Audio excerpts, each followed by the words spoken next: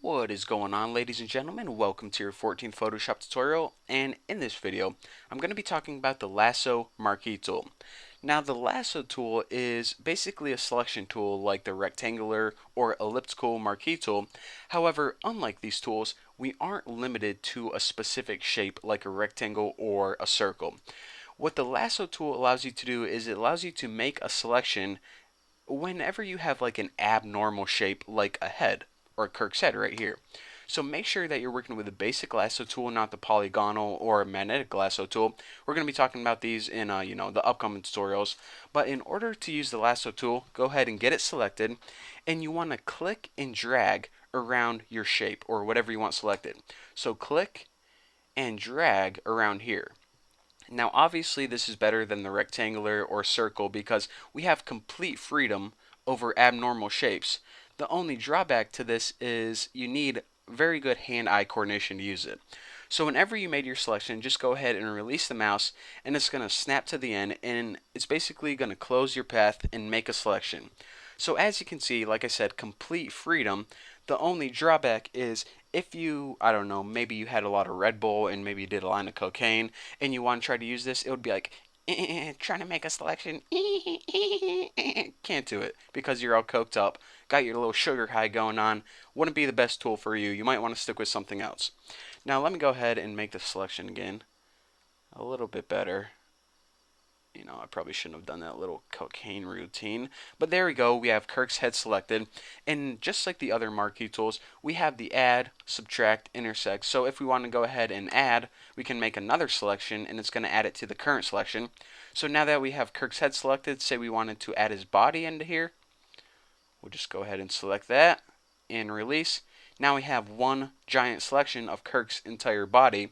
And another thing that I want to tell you guys is a lot of people have been asking me about this feather tool, and they said that feather isn't working because let's say that they wanted to change the feather to 20, and then they go ahead and try to, I don't know, maybe cut this out. Well, they're like, oh, I cut it out, but my feather isn't working. Is it like broken? Is there a bug or something?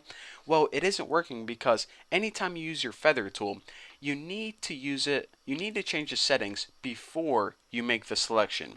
So now anything that you make after this and try to cut it is going to be feathered out. So let me go ahead and show you guys what you need to do in order to make this feathered out. Go ahead and write normal, or I said write like I'm making programming tutorials still. Make a new selection, feather 20 pixels, and go ahead and select Kirk's whole body or, whatever image you're working with. And now once you have that selected, you can go ahead and, I don't know, do whatever you want. Maybe you want to, I don't know, select the inverse and cut that out. And this would give you a nice feathered image of your selection. So this is actually a pretty cool looking image of Kirk with nice feathered gradients coming out from his body in all directions.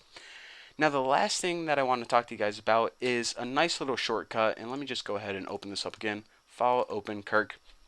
And it's that whenever you want to use straight lines temporarily, you can go ahead and hold down the Alt key on your keyboard, and I think it's something different. Actually, I don't know if it's Control or Alt.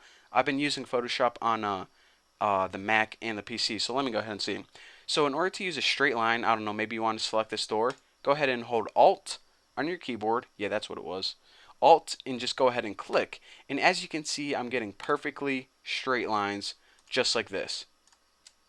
So now, well, I already have that feathered, so that's why I changed to a different shape. But as you can see, whenever you hold down Alt, it's going to give you perfectly straight lines. So there you can go. What I say? There you can go. There you go. There's the lasso tool. That is how you have complete freedom over your selections, and that is also how you correctly use the feather setting whenever you're using any selection tool. So thank you for watching. Thank you, Kirk, for letting me use your image. And everyone, don't forget to follow me on Twitter, Facebook, Google+, and I'll see you guys next video.